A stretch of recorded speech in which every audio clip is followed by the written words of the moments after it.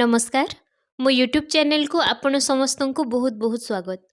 आजिर video रे आमे आलोचना करिबा टीजीटी आर्ट्स सिलेबस रो ओडिया पेपर विषय रे चौथी कि आपणकर गोटे चैप्टर अच्छी अलंकार। प्रथमे आमे देखि नेबा जे आपणकर को को अलंकार एठारे देइछि। साधारण भाव में बहुत गुड़े अलंकार आमर अच्छी किंतु एठारे आपणकर देइछि केवल अनुप्रास, उपमा, रूपक, व्यतिरेक, उत्प्रेक्षा आउ अर्थांतरन्यास। फिर कहा जाइछि छटी मध्यरु गोटिएर उद्धृति दे अलंकार चिन्हाइबाकू कुहाजिबो। एथिपाई चारिटी संभाव्य उत्तर दियाजिबो। माने एई छटा अलंकार भितरु जेकोनोसी गोटिएटीर कोटेशन टिए दियाजिबो, गोटे कवितार पद दियाजिबो आ सेठारे पचरा जिवो जे सेटा को अलंकार। तो आमे आरंभ कर देबा। प्रथमटी हेउछि अनुप्रास। एठार देखंतु पद मध्यरे एक बा एकाधिक व्यंजन वर्णर बारंबार प्रयोग को अनुप्रास अलंकार कहा जाए।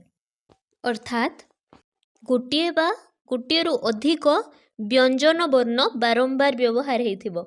एठी गोटे कोटेशन मध्य दिया जाइछि। देखि नब कालिका बकालिका मालिका आली कालिका कांत स्मरी रक्षा केमंते करी करिबा मत्त करी गति की एमंत विचारी से। उपेन्द्र भंजक लावण्यवती काव्यरू एही पदटी आसीछि। एठी देखंतु केतोटी व्यंजन वर्ण एमती अछि जोटा कि बारंबार व्यवहार हेछि। आपण गोटे जिनस मन रखिबे जे व्यंजन वर्ण बारंबार व्यवहार हेथिबार अछि, स्वर वर्ण नुहे। तो प्रथमति रे ए जो क अछि कालिका बकालिका मालिका एठारे भी का हैला एठारे भी हैला। पुणी थरे एठी क अछि एठी मध्य अछि आउ रक्षा केमंते करी करिबा मत करी। तो एते थर कर व्यवहार हे सारिछि। पुणी एठी ल र बारंबार व्यवहार हेछि। एठी मध्य अछि आउ को व्यंजन वर्णर व्यवहार अधिक थर हेछि ना र। एठी गोटे र अछि एठी गोटे अछि एठी अछि एठी मध्य अछि। तो एठी आपण देखि पारुथिबे जेहेतु व्यंजन वर्ण गुड़िक बारंबार व्यवहृत हेछि तो कविताटी बा पदटी अधिक श्रुति मधुर लागुछि। तो एही परि भाबरे व्यंजन वर्णर बारंबार व्यवहार हेथिले से जगह रे हे जाय अनुप्रास अलंकार। अनुप्रास अलंकार विभिन्न प्रकार रो अछि सेटा भी आमे आलोचना करिवा। किंतु गोटे कथा मन रखंतु जे आपणकर एग्जाम रे एटा आसीबनी जे एटा को प्रकार अनुप्रास बोली। एग्जाम रे सीधा सड़क गोटे कोटेशन देकी पचरा जिवो जे एटा को अलंकार। ऑप्शन रे जे कोनोसी चारिटा उत्तर दिया जिवो जेमिति कि अनुप्रास, उपमा, रूपक, उत्प्रेक्षा किंबा जहाँ मध्य दे पारंती। किंतु ए प्रकार भेदटा रु कोनोसी क्वेश्चन आसीबो नाही। माने ए जो छेकानुप्रास वृत्त्यानुप्रास आमे पढ़िबा को जाउछु सेथिरु कोनोसी क्वेश्चन आसीबो नाही। किंतु आपण माननकु एटा मध्य जानिथिबा को पड़िबो काहे कि ना ए वेरिएशनटा जानिथिले ही आपण आहुरी क्लियर भाबरे एस्टिमेट करि पारिबे जे कोटा को अलंकार हबो, नहेले कन्फ्यूजनटा हे पारे। तो प्रथमटी हेउछि छेकानुप्रास। एकाधिक व्यंजन वर्ण पर्यायक्रमे पद मध्यरे एकाधिक बार आवृत्ति हेले छेकानुप्रास अलंकार हुए। तो एठी कोन कहा जाइछि पर्यायक्रमे। एठी देखंतु भैरव आरबे रेबा देई लंफ जन माए जन मानसे प्रकंप। एठारे किछिटा व्यंजन वर्ण पर्यानुक्रमे व्यवहार हेछि। एमिति कि भैरव एठारे देखंतु र परे ब अछि पुणी आसी गला आरबे। एठारे पुणी थरे सेही जिंस रिपीट हैला र परे ब। पुणी अछि रेबा एठारे मध्य सेही जिनिस अछि। तळ पादटा देखंतु जन माए एठारे जो ज न मा सेही पैटर्नटा पुणी थरे व्यवहार हेछि ज न मा। बुझी हैला। प्रथम पदरे र परे ब अछि बारंबार। पुणी द्वितीय पादरे ज परे न अछि बारंबार पुणी न परे म अछि। तो एमिति बारंबार गोटे पैटर्न रे जेतेबेले व्यंजन वर्ण गुड़िक उच्चारित हुए सेतेबेले ताहा हे जाए छेकानुप्रास। तापरे हमर आसिला वृत्त्यानुप्रास। एक बा एकाधिक व्यंजन वर्ण पद मध्यरे पदान्वय रे बा क्रमान्वय बिना पुनरावृत्ति घटिरे वृत्त्यानुप्रास अलंकार हुए। यार अर्थ हेउछि जे ए अलंकार रे व्यंजन वर्ण गुड़िक क्रमानुसारे बा गोटे पैटर्न फॉलो करिकी रहे नाही। उदाहरण रे देखिबा अधिके संसार संगते पीरति न करिब चित्ते। एठारे दंत्य स दुईथर व्यवहार हेछि एवं र वर्णर मध्य दुईथर व्यवहार हेछि, किंतु छेकानुप्रास भली ए व्यंजन वर्ण गुड़िक कौनसी पैटर्न फॉलो करू नाहंती बा क्रम अनुसारे पुनरावृत्ति हेइनी। तो ए जगार एटा हेजिबो वृत्त्यानुप्रास। तापर अछि श्रुत्यानुप्रास।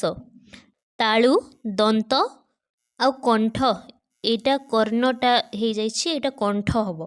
मूर्धा ओष्ठ आदि स्थान मानकर उच्चारित व्यंजन वर्ण पद मध्य एकाधिक तर प्रयोग हेले श्रुत्यानुप्रास अलंकार हुए। अर्थात आमर वर्णमाला रे केतेटा एमती वर्ण थाए जहाँ तालु द्वारा उच्चारित होइथाए, जहाँकु आमे तालव्य व्यंजन कहूँ। किछिटा वर्ण दंत्य द्वारा उच्चारित होइथाए ताकु आमे दंत्य वर्ण कहूँ। जेमति कि त थ द ध न जदि आपण उच्चारण करिवे ताहेले देखिबे आपणकर जीभटा आसी दांत पाखरे लागिबो। सेमिति कंठ्य वर्ण क ख ग ए सब उच्चारण समय आमर जीभटा कंठरे लागे, तो यह कंठ्य वर्ण।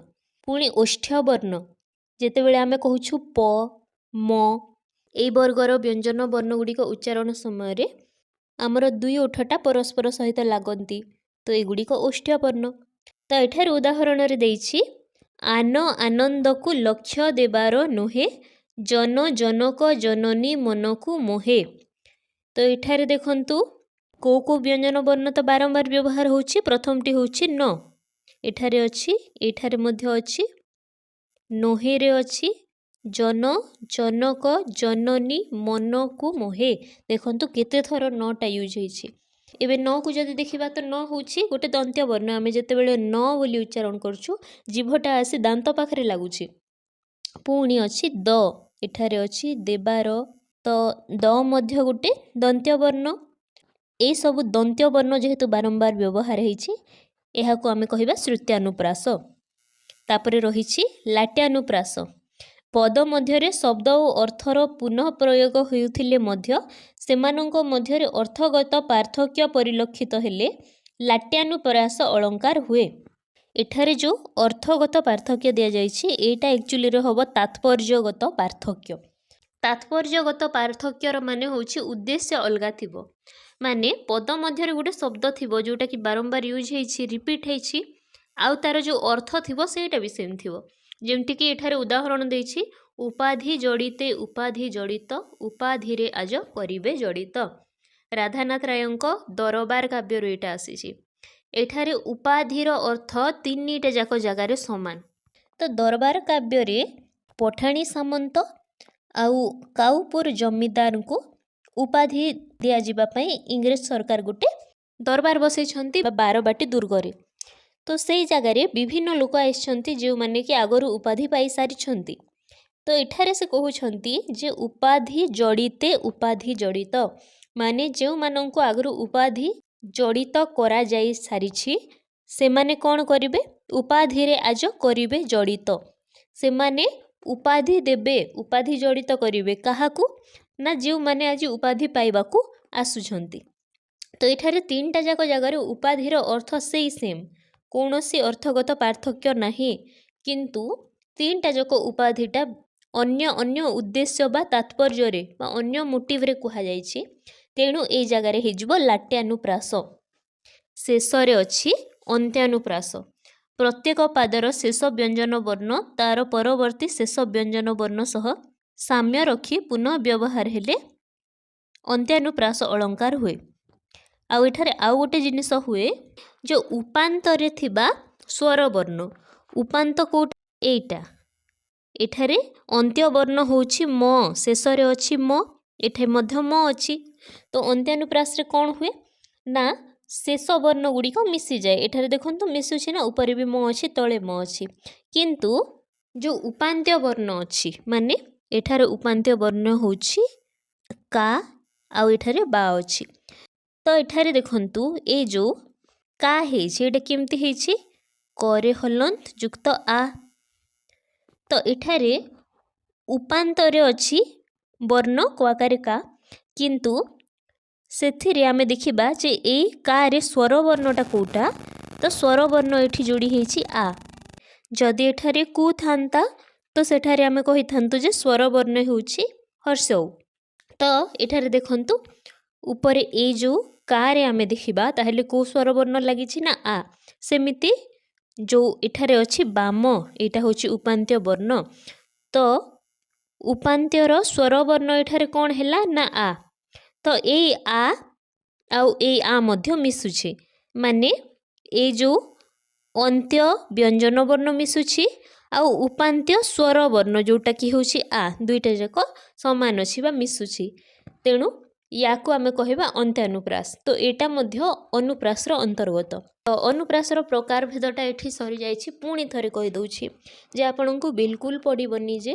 ଏଇଟା କେଉଁ ପ୍ରକାର ଅନୁପ୍ରାସ ବୋଲି ଆପଣଙ୍କୁ ପଡ଼ିବ ଏଇଟା କେଉଁ ପ୍ରକାର ଅଳଙ୍କାର ବୋଲି ଯେଉଁଥିରେ କି 4 ପ୍ରକାର ଅଳଙ୍କାରର ନାଁ ଦିଆଯାଇଥିବ ଆପଣଙ୍କୁ ଠିକ୍ଟି ସିଲେକ୍ଟ କରିବାର ଅଛି ଅନୁପ୍ରାସ ଉପମା ଉତ୍ପ୍ରେକ୍ଷା ରୂପକ ଏମିତି 4ଟା କିଛି ଅପସନ୍ ଦିଆଯାଇଥିବ ସେ ଭିତରୁ ଆପଣ ସିଲେକ୍ଟ କରିବେ କିନ୍ତୁ ମୁଁ ଏତେ ଡିପ୍ଲି ଯାଇକି ଏଥିପାଇଁ ପଢ଼େଇଲି କାହିଁକି ନା ଏତେ ଡିପ୍ଲି ଜାଣିଥିବେ ଆପଣ ସେତେ ସହଜରେ ପ୍ରେଡିକ୍ଟ କରିପାରିବେ ଯେ କେଉଁ ଆନ୍ସର୍ଟା ଠିକ୍ ତ ଅନୁପ୍ରାସ ଅଳଙ୍କାର ଆମର ଏଠି ସରିଯାଇଛି ଆମେ ନେକ୍ସଟ ଭିଡ଼ିଓରେ ପରବର୍ତ୍ତୀ ଅଳଙ୍କାର ବିଷୟରେ ଆଲୋଚନା କରିବା ଏଇଠି ରହୁଛି ଧନ୍ୟବାଦ।